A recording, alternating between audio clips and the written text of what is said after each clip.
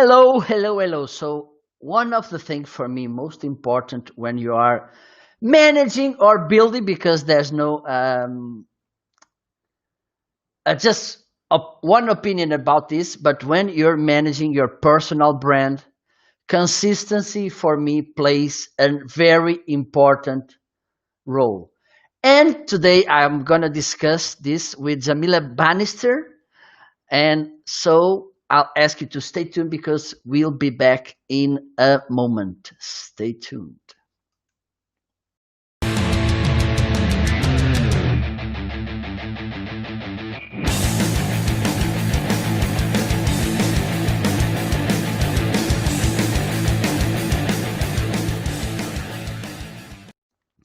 Hello, hello, hello. Welcome to another the special marketing live show episode. I think it's the 20th and I want in the I don't know which I think it's the fifth season.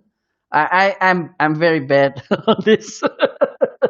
So let me know where are you located from, where in which platform are you watching us, and today we're gonna talk about this so important thing. Mostly for those of you who are watching us on LinkedIn, for me it's truly important. Use the platforms, most social media to build, to manage our personal brand. And today I'm gonna bring someone from the other side of the Atlantic Ocean, from Trinidad and Tobago. She is the first guest I have from there. And right now, Jamila is on the basement. I think I left her a cookie and a glass of water, hopefully.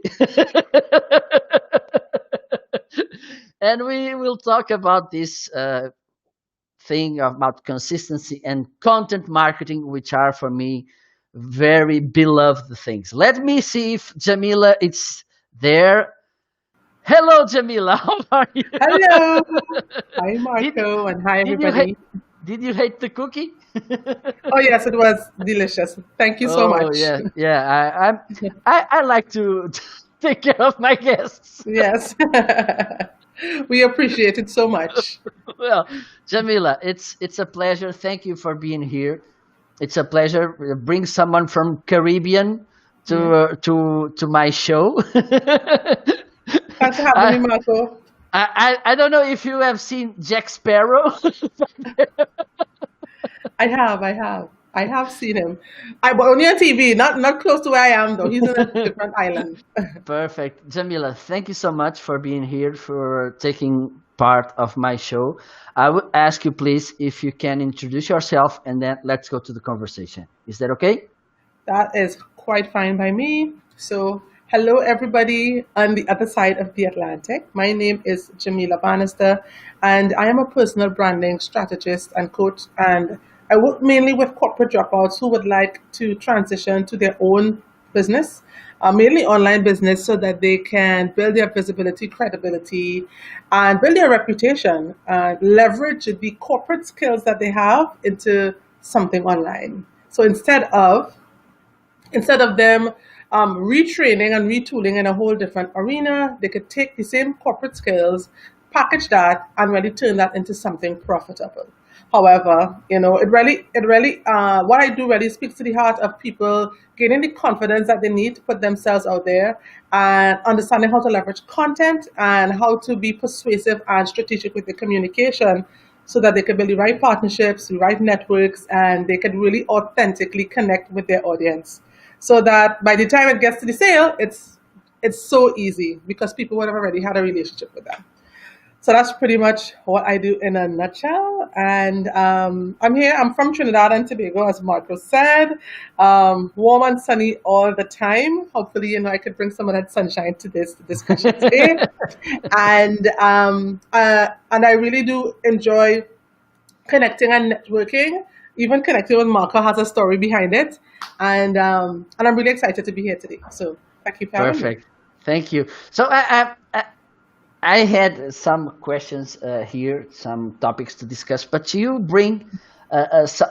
brought something to the conversation that for me it's truly important when we are talking about personal branding, which you can also define what personal branding. But you talked about confidence, which for me it's truly important when because so many times we found people, oh, I'm not as good as I should be. Why should I create content because people won't listen because I'm not bringing any value to the community? Yes. So I will ask you first, give us a kind of definition of personal branding, and then how we could and should embed confidence in personal branding. All right. So I feel like the definition of personal branding could go so many ways, but just to keep it simple, I suppose your personal brand. Okay, so let's talk about your personal brand, and then let's talk about personal branding, because I think one is a thing and then one is a process. So Absolutely.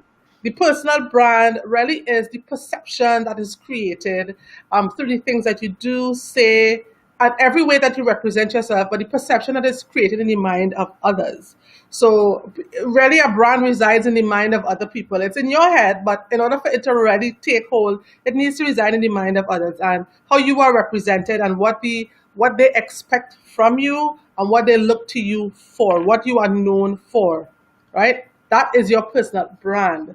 Now, personal branding is the process through which you actually create that perception. It's the process through which is the actions you take, is the things you do, is the things you say, it's the causes and the people that you align yourself to be able to create that perception, the way you deliver value, what you deliver value on, and it's the amalgamation of all those things that come together to actually create a perception in the minds of the people in your audience and the people around you. So the brand itself is the outcome, but the branding is the process.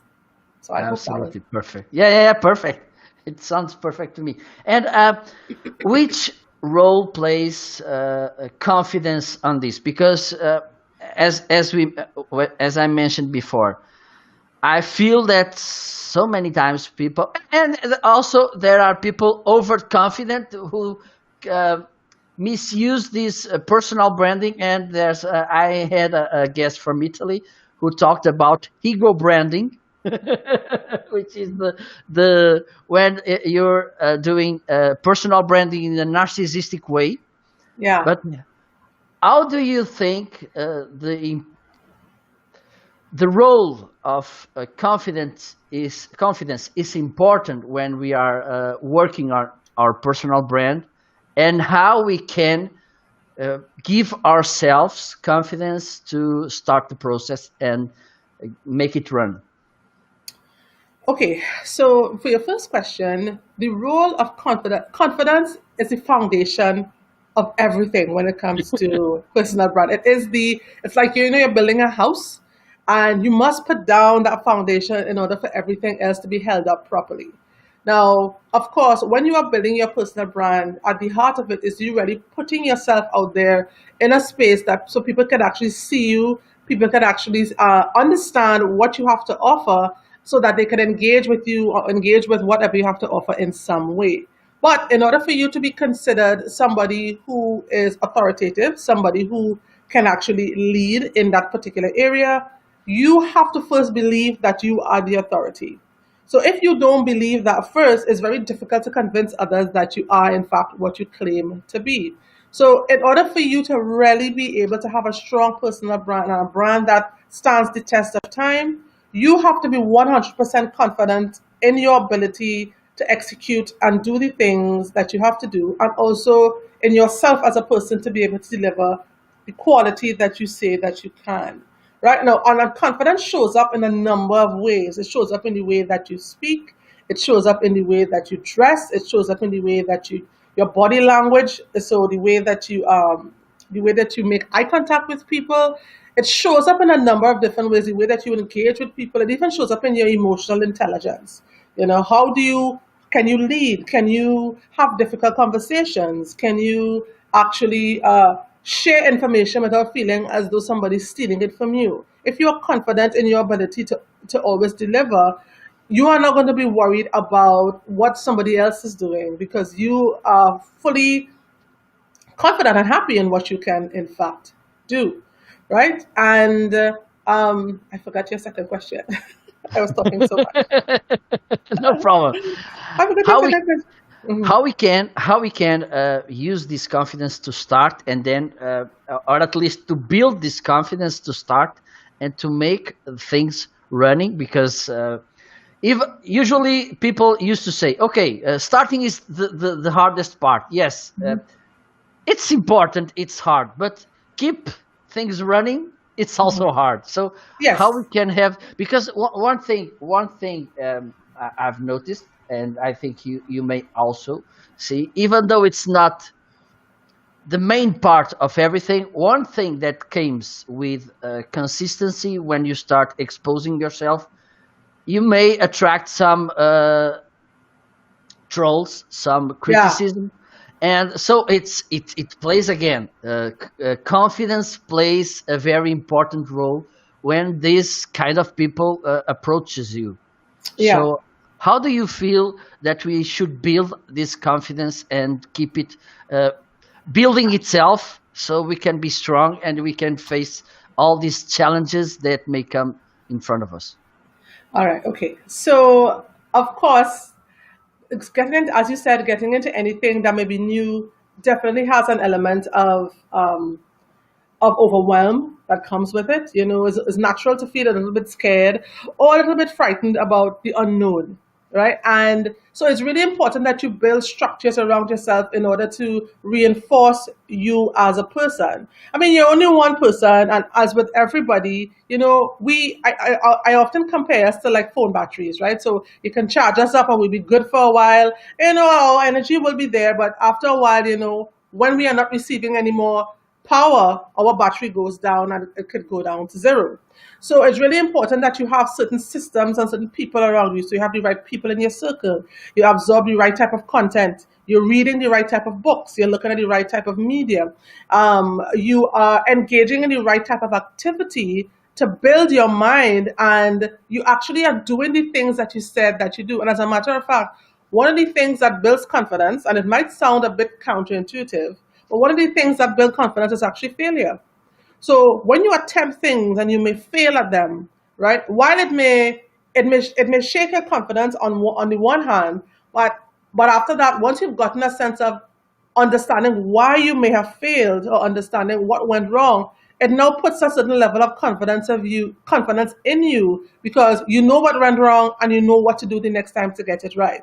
So it's important that you build certain systems and structures around you, and that's something I actually mentioned in a book I wrote. I gave a few pillars for the things that you need to have.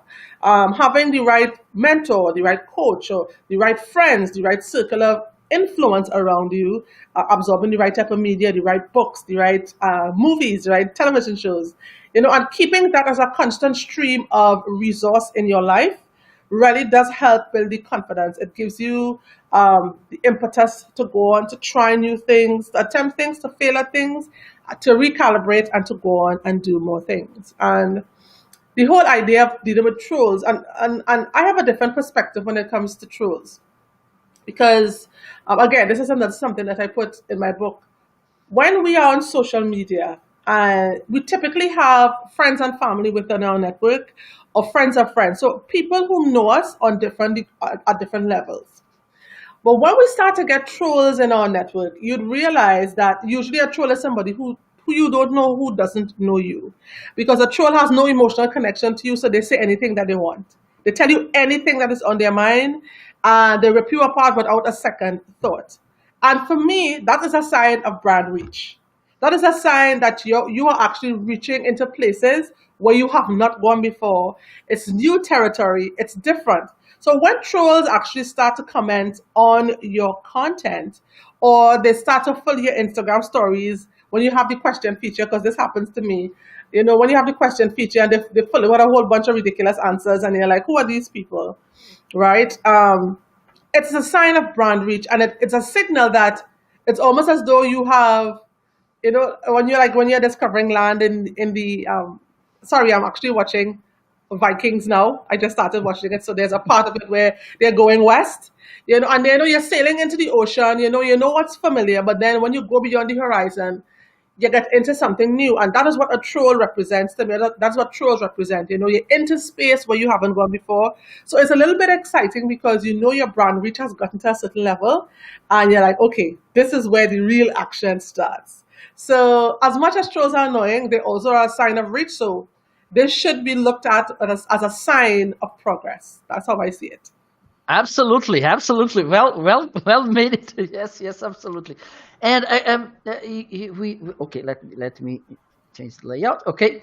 Yeah. By the way, those of you who are watching, and if you have any questions, please drop them on the comments. If you want to add some information, your opinion, your point of view, something, please let us know on comments. Even though if you are watching on the replay, let us know. Just use hashtag replay so we can follow the conversation, which is very important to us. So you mentioned about comments, and Yes. I praise the importance of comments, mostly if you are giving your first baby steps on personal brand. I think both of us agreed that starting with our own content, it's a huge step. It's a kind of, well, even though you don't break a leg or your head or something, it's a risk step when you start creating your own content. So don't you your point of view about starting our content on others comments, I mean others contents. Okay, let me see what you talk, Jamila. On this particular post you talk about this, so let me give you feedback, a structured comment, not just, oh Jamila, you're rock, you're Yes. the queen, the personal branding queen, which don't bring. And I think we should think about this. I'm talking about this all the time. Yeah. When you comment Yeah. something, someone's post, you're bringing value to, but it's a so good opportunity for you to shine. Oh, Don't yeah. waste it with Yes. just you rock, because it's so vain. So Yeah. Yeah. And I mean, I think you're so right when it comes to comments. If you are, because commenting is a legitimate tactic to visibility, it really is. But all comments aren't made equally.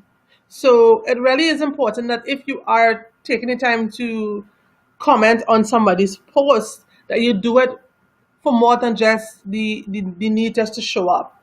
If you are an expert or if you are somebody who prides themselves on bringing value to the table or wanting to be known as somebody in a particular space, add some value to the conversation. Add your 2 cents to the conversation. Give a different perspective. Give an example. Reinforce the point with something else that has been happening in the space.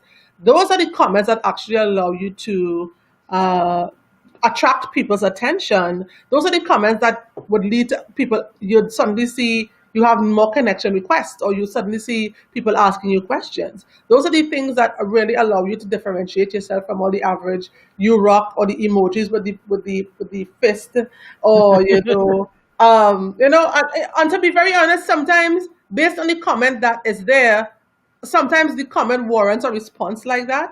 But if you really want to be able to um, engage people and you want them to see you as, or you want them to know your personal brand as somebody who is an authority on a particular topic, use comments as an opportunity to really demonstrate that. Don't just give these kind of empty, vacuous comments or these kind of fancy-filled comments. You really have to give of something of substance and of quality. So you are very correct in that regard.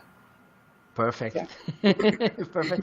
And let's talk about our own content, which is like our own farm, where Yeah. we we start our things. How did you start it, Jamila? With content, well, the other day I did a jump back in time and I looked back and I realized that my first article on LinkedIn was in 2014. And I really started really, I mean, I was always somewhat of a writer, blogging every here and there. Um, But I really started doubling down on it in about 2016 when I was really job hunting. I came back from the UK and I came back to Trinidad and Tobago and I was job hunting. So I doubled down with content on LinkedIn, hoping that would make a dent in the job hunt. I didn't really do that, but the content actually gave me some traction and it gave me some visibility. And from there, it kind of went on and developed into other things until now I'm at the point where I do my notes on LinkedIn still. I have a magazine, I have a podcast, and I engage and interact a lot on the LinkedIn and on the Facebook and the groups on those platforms. So, you put those things out there really as a means to, it started off as a means just to get visibility, to get a job, but then it turned into me crafting my experience and my experiences into content that was actually useful for other people. So it evolved over time into from something that wasn't so structured into something that was more structured and more streamlined to be able to provide value in a particular way, not only to demonstrate my expertise but also to help people on the other side. So that's how my journey started with content, really. And you brought us to one of the main topics of this conversation, which is consistency. So you Yes, started because you have that will, that need to get a job or something, yes, but then you get you have the need or yeah, the will to keep the wheel moving and moving and moving, and so yes, you came to this consistent uh, content production, which for me it's very important, because one of the things, I don't know if you notice the same, one of the things mostly on young people, what I see is that they from times to times they share their curriculum, and they yes, say, okay, I'm looking for a job, I'm looking for work, help me sharing this, and yes, showing to people who may hire me. But hmm, then they disappear for months or even years, and then they yes, come again. And it yeah, happens also with senior people, yeah, which they have a job. Why should I be creating content and sharing content? I have a job, why should I? yes, So yeah. your thoughts on that, Jamila? Well, as for the first part, let me just say this. To be consistent requires a certain amount of effort and structure. It's not easy. It's not easy, but it can become easier if you actually put the structure in place for it to happen. And consistency happens in a number of ways. So it's not just about frequency, but it's about your voice, it's about your tone, it's about the quality of the thing you bring to the table. So consistency can be measured in a number of ways. But like for people who may be looking for job, the best way to do that is to show up and to demonstrate why you should actually be the one to be hired. And I think there's a lack of understanding with that with a lot of people. I don't think a lot of people understand that LinkedIn really should be used, or any platform where you are or anywhere that you are, because it's not just consistency online, but it's consistency in terms of the things that you do. So even if you may be in a job and you're looking to get a promotion, you're not going to just do one thing once, right? You're going to continue to show up and be the person who consistently demonstrates that they can, in fact, handle a particular thing or do a particular thing. And if you have a goal in mind, you don't just take one step, it's a series of steps you take to actually get where you want to go. Right. And similarly with persons who may be in a senior position, and I think this really depends on what that person's goals are for themselves and for their career or for their life. Because personal branding isn't done in a vacuum, it's done with the intention to achieve a particular outcome, right? So it really is important to take into consideration, why am I doing this? Why is it necessary for me to be consistent? Why, and even if I have a job, why do I want to show up? So like for example, I had a prospect the other day. We were having a conversation, and I asked her why do you even want to build this brand? And she says, I want to show up as this type of person. I want people to see me. And she has a job. I asked her, are you a career professional or are you an entrepreneur? She's a career professional. So it's not to say that she's looking to build a business or for customers, but she wants to be seen in a particular light. So she has a goal in mind. So I think regardless of where you are in terms of age or seniority in terms of experience or job. I think ultimately the things that should dictate what you do really should be what your goals are. And based on that, then you should develop a plan. Okay, I'm going to do this to be consistent. I'm going to do that. I'm not saying it's easy, it's going to be a challenge. But as with everything else, if you develop a system for production, it becomes a lot easier because you actually have a routine to follow, which makes it easier. And the more you do it, the better you become. So, in terms of consistency, it's critical, but it requires management to get there. And it also does not become as real as you don't see the importance of it until you actually tie it to a goal. So if there's no goal tied to it, if there's no outcome for you, there's no success at the end, it's very difficult for people to remain consistent. So, Absolutely, so absolutely. I'd say. Do you have any system to share with us? How do you, for instance, how do you plan ahead your content? Do you go for Google? Do you, okay, I need to make this podcast. How many episodes do you make per month of your podcast? So let me give you a little bit of the history of the podcast. So the podcast is relatively new. It started with myself and my co-host in about April of this year, and it was really for us to be able to remain relevant, show, demonstrate our knowledge, and really connect with a new audience because we were inside. It was the pandemic. Nobody was going anywhere. Um, and we just really wanted to share some nuggets on how people can navigate their way through COVID-19 and really get their business out there. So for us, we actually had a planning session where we sat and we planned about 12 episodes, and we decided what those episodes would look like, what they would sound like, how we would record them, and then we'd record 4 episodes at a time. And the reason for that is that we didn't want to record too many episodes ahead of time because things change so quickly. We didn't want to be irrelevant. Let's say we recorded an episode 2 months ago and then suddenly things change. It meant that we would have had to go back and change the episode to sound relevant, right? Absolutely. So for us, our system was plan ahead of time, sit together, um, being clear about the audience that we're trying to reach, being clear about what the goal of the podcast is, and use topics that would have been. So we repurposed a lot of content as well for our podcast, and we purposed it from questions people would have asked us in the past. We purposed it from blog posts we would have written, whether she wrote it or I wrote it, and it gave us an opportunity to have a discussion about those things and reach a whole new audience with it.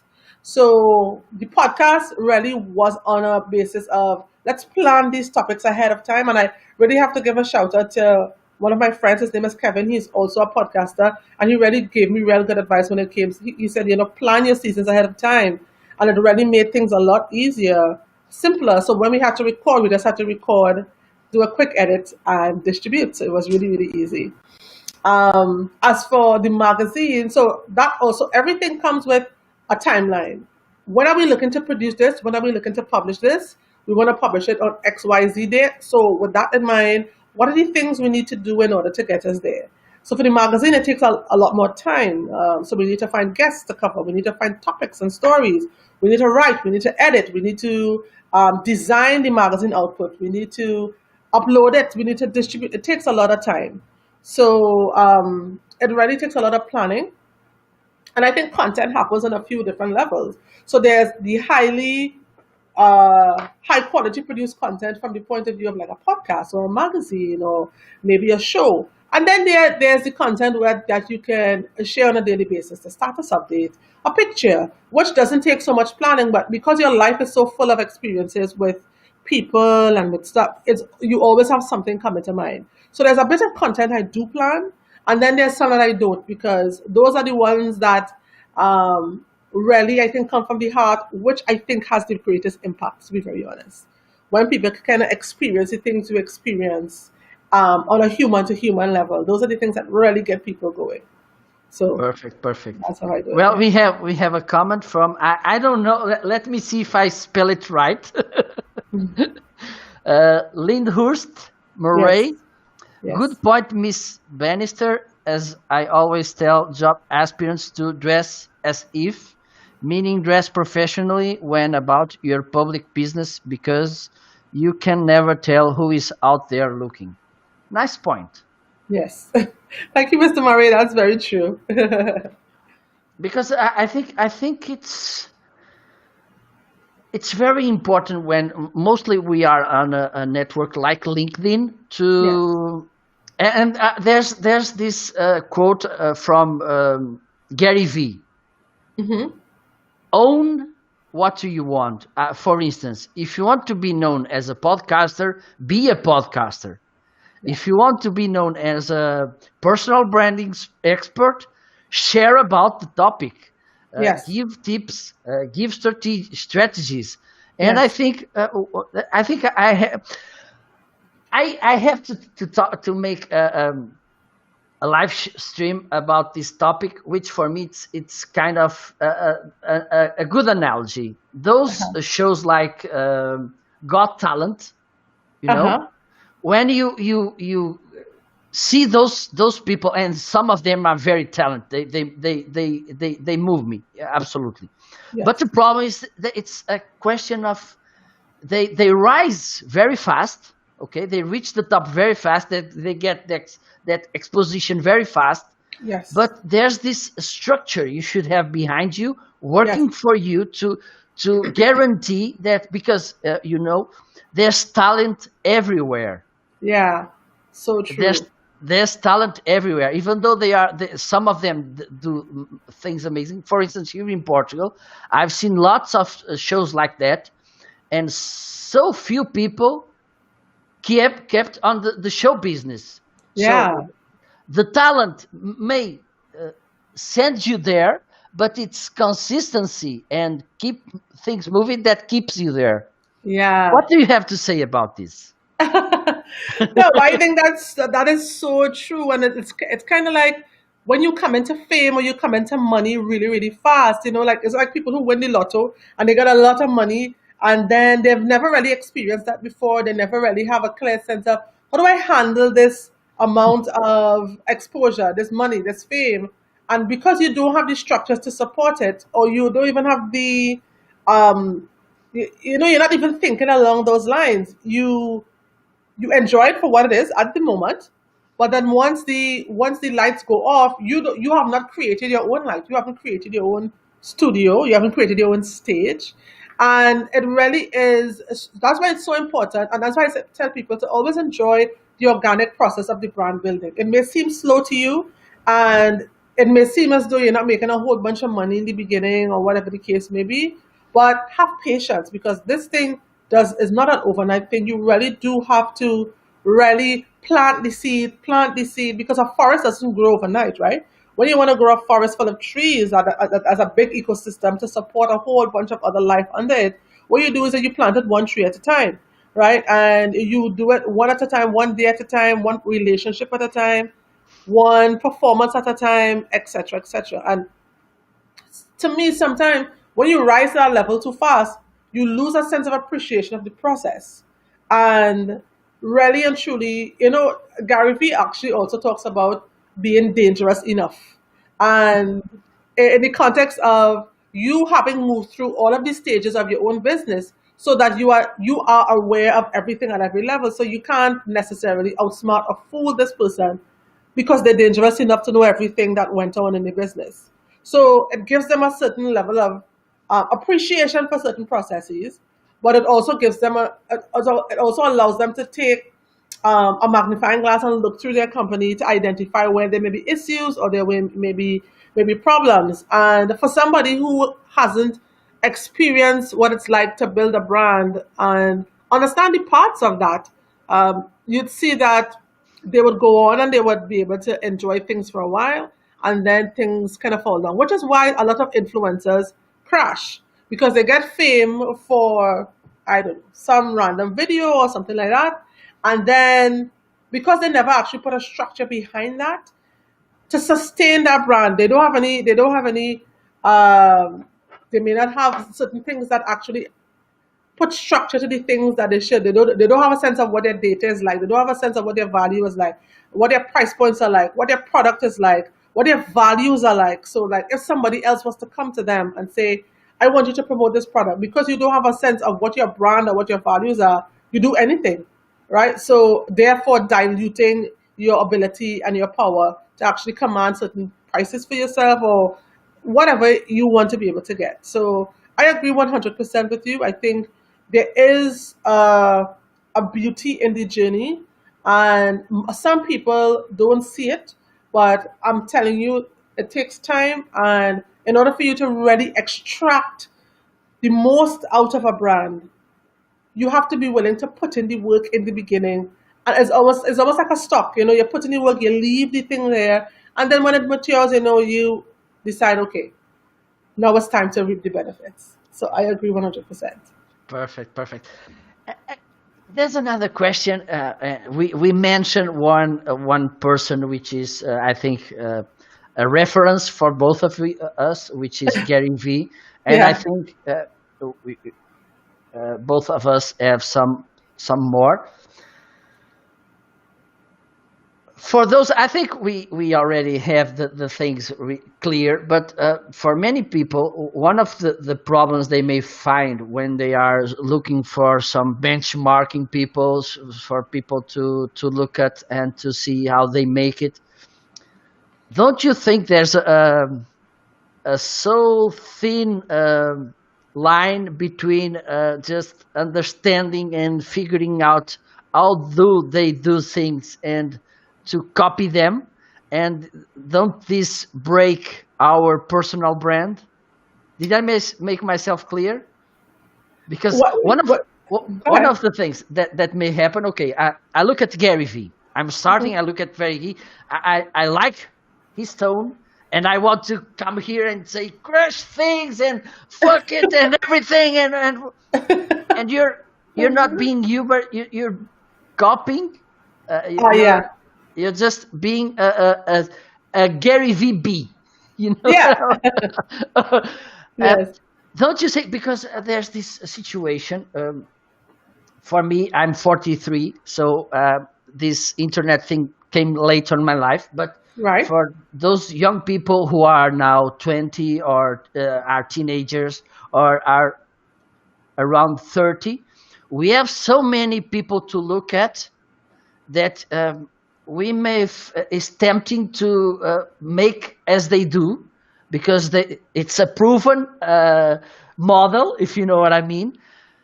Don't you think that because of this overexposure and it is so easy to find this reference, we may just copy the final result without knowing all the way they have to do to get there, and we lost our identity? Well, there are some people who are definitely guilty of that. I think as somebody who is now starting or just starting a brand, particularly the younger you are, the more impressionable you are, you usually tend to copy somebody else. I think that's a natural part of the process. But as you grow and you come into your own and you have your own experiences, what tends to happen is that you kind of find your own footing, and you get a sense of, okay, well, I like this person, but I also have my own style. So I think it's important, and I think it's okay, I should say, that you derive inspiration from people. I think we all do that to some extent. Absolutely, absolutely. And I think there is nothing wrong with that, so to speak. But I do think that there's a point at which you must transition into your own person.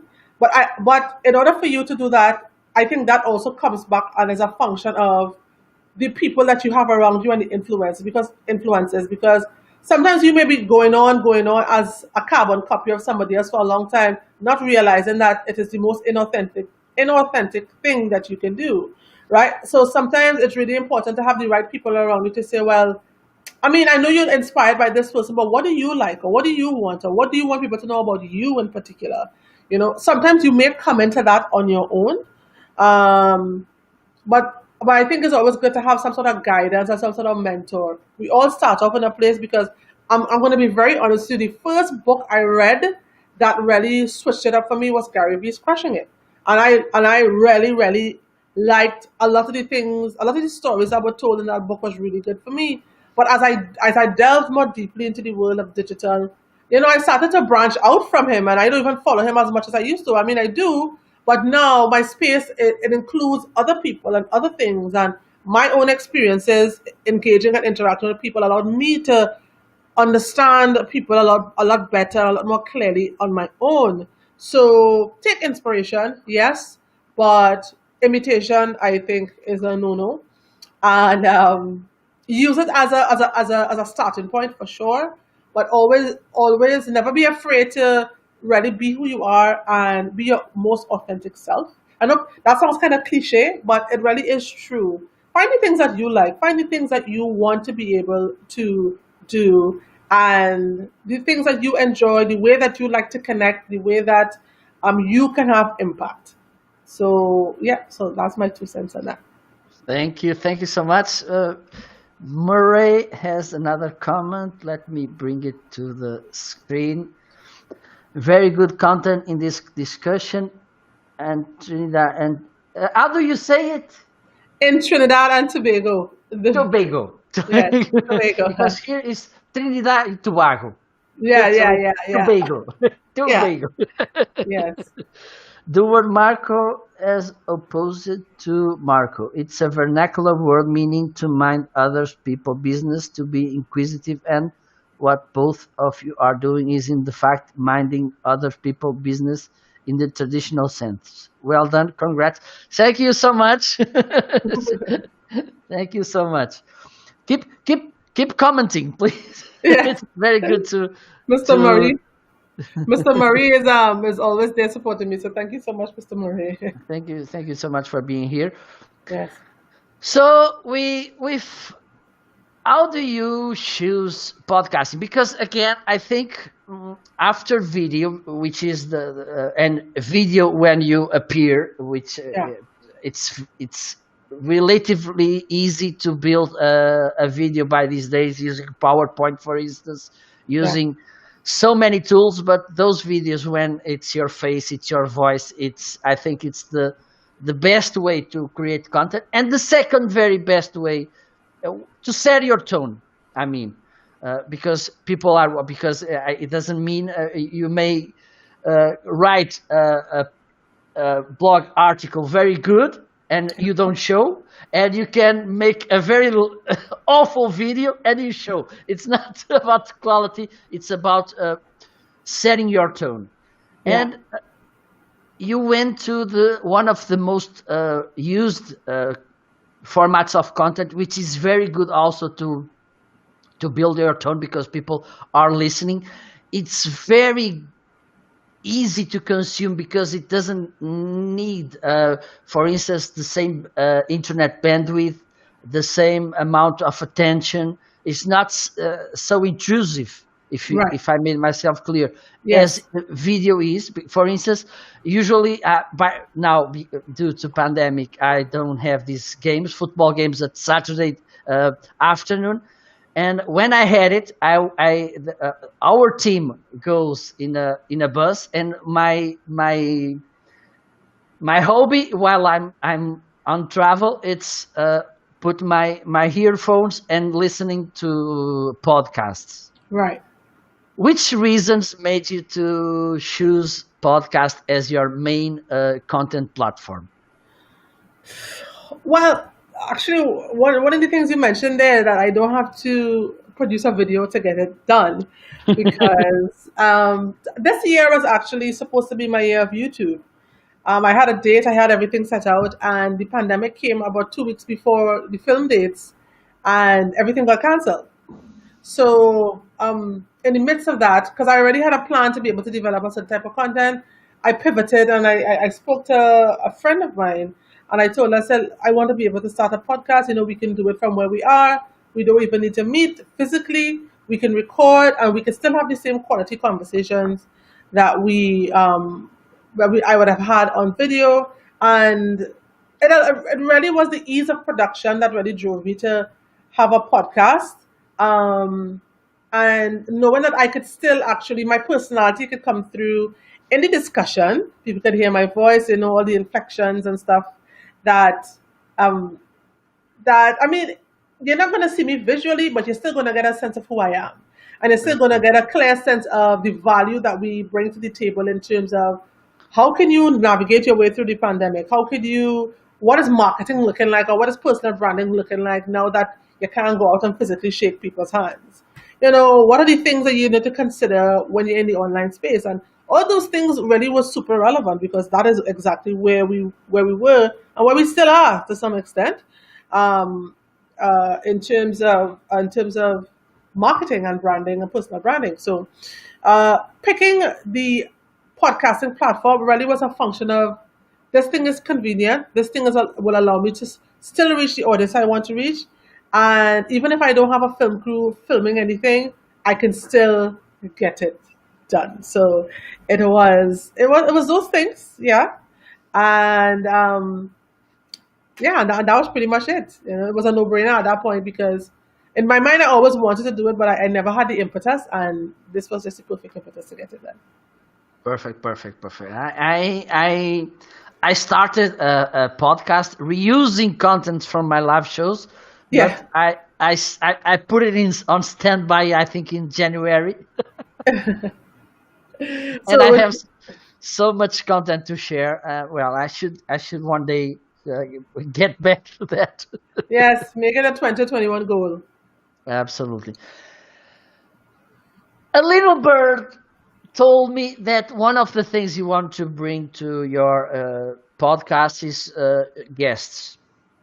Oh, yes. Do you believe and share if you can share with us why do you want to bring guests to your show and which impact does this do on our personal brand also? Well, one of the reasons that I want to introduce guests is because I really think it's important to have additional perspectives on things. Because I wouldn't have all the answers to every single thing, and there will be things that I do that people will love, but there may be things that other people will do that I have not discovered that I will learn from them. And I think it's really important to add some dynamism to the conversation. I think it's great to have a different perspective. I also think it's excellent to highlight people doing the things that we talk about, so that people see that it's not just in a vacuum that we are speaking. These things are real things. These pieces of advice are real and impactful pieces of advice. When you actually apply them to your life or your business or your brand or whatever the case may be, you do get the result. And I think it's important from a demonstration point of view that people hear from others, and because other people also provide an opportunity for people to see themselves, for audience members to see themselves, and um, and for me, the work I do, as I said, it's coaching and strategy. It really isn't a self-centered thing. Personal branding is about building my brand and helping others do the same. But ultimately, a brand, once you develop and you release something, is no longer yours, right? It is for people. It is for them to enjoy. It is for them to access. It is for them to use, apply, and get the result from. So you all become stakeholders. You all become shareholders inside the thing that you develop. Having guests will allow people to see more of themselves on the platform, and I just think definitely add some dynamism to the conversation, and dynamic conversations are the things that keep people listening. So that is why I want to add some guests, and I look forward to the diversification of the podcast, and um, to the people that we can add on once my podcasting co-host and I actually figure it out and get things done. Perfect, perfect, perfect. I'm gonna share with our audience because Murray also told you never know who is watching us, and Yes, that's how I find you. I found yes, you. I found you because you recorded a small video, yeah, and it grabbed my attention, and I said, "Okay, let me listen this lady." yeah, And you were so entertaining and also so insightful because it's again it's another important thing because yeah, I'm a little bit afraid that the entertaining part of things will hit the insightful part of things, yeah, because we are so oriented to entertaining that we may forget the inside side of things, the insightful, the how we used to say here, it's the meat part of things, because that's what we eat and that keeps us alive and healthy and everything. And so I found you, and I think you have no idea that a guy from Portugal will watch your video and will bring you to his show. Yeah. No, really, it's true. So again, it's and it happened also to me. I've been receiving emails from people, and I say, "Oh my God, how do you found me?" And Yes. they find me because I'm creating content. I'm sharing my point of view, my thoughts, my ideas. I'm Yes. I'm there. I'm Yeah. You show up. You're present. absolutely. So on the opposite side, on the flip side, if you how important it is also to our personal brands to be on other people's shows like you are now. How do you perceive the importance of being guest with someone else? Oh, I think it's absolutely critical when it comes to building visibility, when it comes to so it's critical on two levels. It's critical on the level that it allows you to build some really strategic partnerships with those people, right? Because now once you've appeared on somebody's show, you've now established a certain level of relationship with them, right? So it means that you now have the opportunity to probably invite them on your show. You have the opportunity to include them in things. So they have the opportunity to include you in other things, which inevitably will expand your network and even expand theirs because they then have an opportunity to be connected with the people that you know, and you have an opportunity to be connected with the people that they know. So on a strategic business to business level, that is really, really critical. On a business to consumer level, it is one of the most effective ways to grow your market share without spending money. And I think people need to see it as a strategic way to grow market share and to grow market visibility because now when you get onto somebody's show or they get onto yours, you have been you have been exposed to that person's audience without necessarily spending money on ads or having to put on a big expensive event or whatever the case may be. Not that there's anything wrong with those things, but this is also a really strategic way to do that and to do it in a cost effective way and do it in a real, authentic, and genuine way because not only do people see you, but they get to hear from you, get to hear a bit about you, your journey, your story, and that actually builds the relationship a lot more strongly than, say, maybe an ad that goes on for 30 seconds and then it disappears from your timeline or whatever the case may be. So it really is a strategic way to grow market share um, without spending any money. You may very well get new leads from that. You may very well get some sales from that. So I think it's critical from a strategy and a business growth point of view, but it's also very, very, very important from a relationship visibility and authority point of view. And when people invite you onto their platform to speak, it also speaks to their confidence in you to be able to deliver a certain quality of discussion. It also speaks to their confidence in you to be able to say, well, here's what I think my audience could really benefit from this. And the audience benefits as well from a different perspective, maybe, and depending on who the person is, a different type of culture, a different type of accent. Absolutely. People benefit in a number of ways. There may be people sitting here who may have never even heard about Trinidad and Tobago before, but maybe they may Google after this conversation. I don't know. And it gives people a chance to see that there are persons just like them in hidden parts of the world that they've never actually discovered. So I think it really is critical from a developmental point for you as an individual, from you as a business development and relationship point of view. It really is critical from a audience building point of view, a brand and authority and credibility point of view. So all around is really important that you take advantage of opportunities like that, and you really do bring the quality discussion to the table.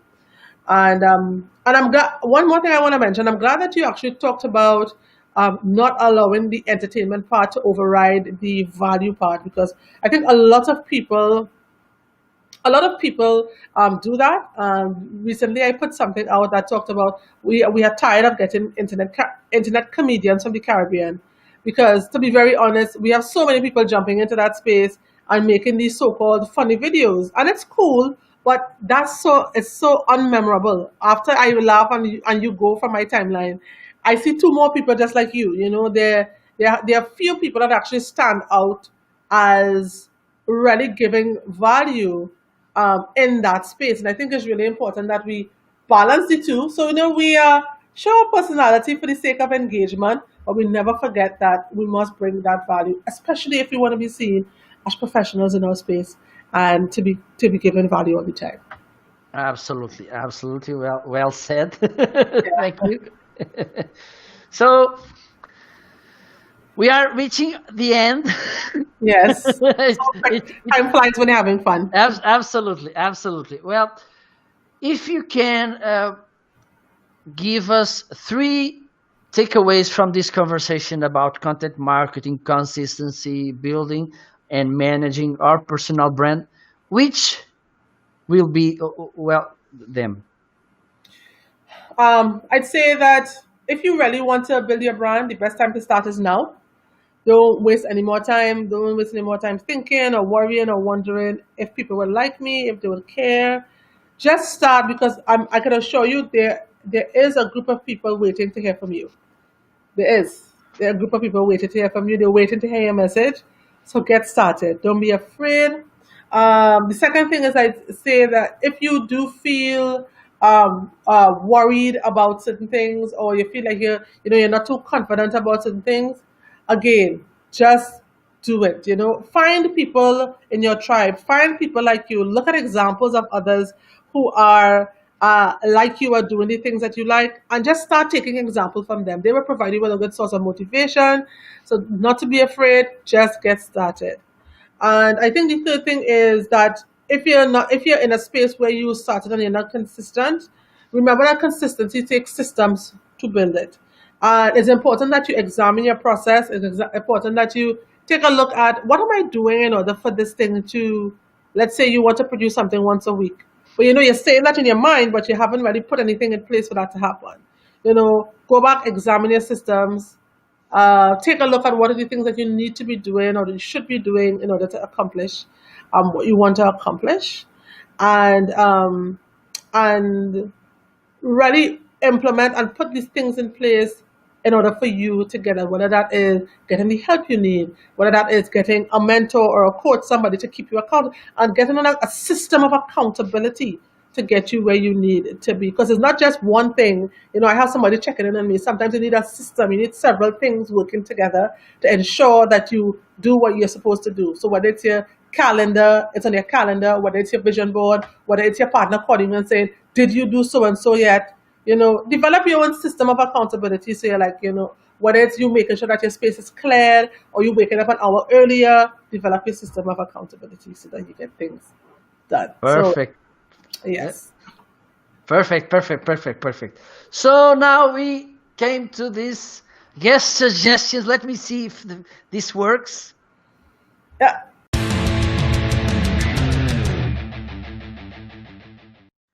There you go. Yes. Well, Jamila, as usual, I'm asking you the guest suggestions, which is a professional, a book, a habit, a tool, a TV show, and a movie. Take a deep breath, okay? Yeah. Relax. I have to take a deep breath because sometimes it's a long time since I watch TV, but I did watch some things the other day. So in terms of a person, I tell people to follow. One of the persons that I really do admire in this digital space, her name is Cher Jones, from Canada. I don't know if you're familiar with Cher, but Cher really is somebody who I really do admire, and I really do like. I think she brings so much value to the table, and I love her show, Just As Cher. So if you want to see a good example of somebody who is really killing it in the online space, in the LinkedIn space, in the personal branding space, follow her. She's great. She's excellent. I love her. I think she's great. Yeah, yeah. I think she's an amazing example about the right balance between entertaining and value. I think Oh yeah, for sure. she's a perfect, because She does the shows in a so good mood. They are very entertaining, but at the same time, very insightful. So, amazing example. Thank you. So, Yes. a book. A book. Okay, so of the books I have read, I definitely recommend Carol Dweck's Mindset.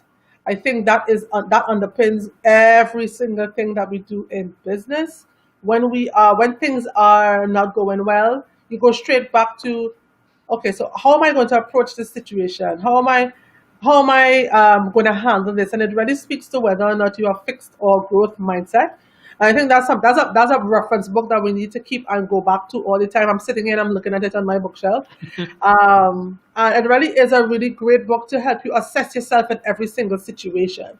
And you get to decide, how am I going to handle, because now that we're in COVID, I mean, everybody is questioning how they're handling certain things. So if I had to recommend a book, I'd recommend that mindset book. Keep it, reread it, and use it as a reference book. Perfect. A habit. Um, a habit, get enough sleep. Do not deny yourself sleep. Go to bed. As a matter of fact, turn your computer off or turn your machine off sometime before you go to sleep so that you can wind down. Because if you don't do that, you know what happens? You dream about your work. And you do. You dream about all the things that you have to do, and you can't get to sleep when you hit the pillow. Absolutely. So remove yourself from screens. Give yourself some time to wind down before bed. It really does help you rest a lot better. Perfect. Tool. A tool. This one is kind of hard. But one of the tools that I actually I love using InShot. It's a video Hmm. editing app on your phone. I absolutely love it. It ranks right up there with Canva. I discovered some stuff about Canva last night I'm going to use, but InShot has been so instrumental in me making my videos, even for LinkedIn. I get them done. I never thought editing would have been so easy and simple and high quality. So I love InShot, and it's a tool I recommend for anybody when it comes to editing and putting your videos out there. Perfect. A TV show. A TV show. So recently I looked at a TV show on Netflix called The Coach's Playbook, and incidentally, the first person on the book was Jose Mourinho. Is that what they call him? Jose or Eh, Jose? José. Jose Mourinho. Uh, Very interesting guy. I don't know anything about football, so it was the first time I actually heard this person speak. And I think that show, it was such a good series. Hopefully it comes back for a second one. And it really is about coaches and how they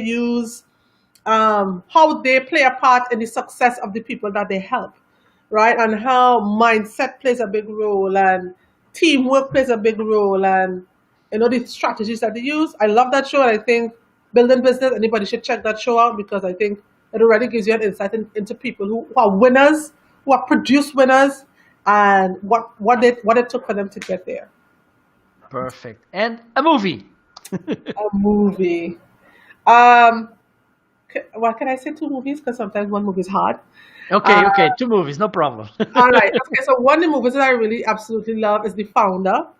Mhm. Um, there's a guy who founded McDonald's. Some of the business lessons in there. I realized that my entertainment comes a lot from business stuff, but it really was good. I really did like it, and I have to say, I absolutely love The Wolf of Wall Street. Another movie like that.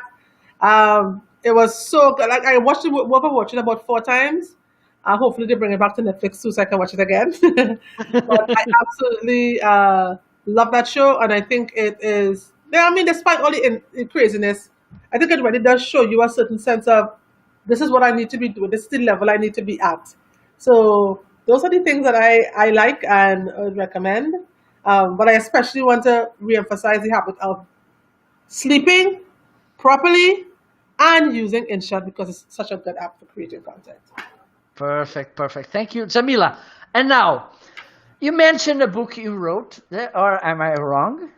No, you are right. I have it right here next to me, actually. But I will ask you, please, if you can, if it is available on Amazon or something for people to Yes. find. If you can write it down on comments after the show ends, Yes. if you can put the link on comments so people can take a look at your book, Yes. I will be grateful. And Yes.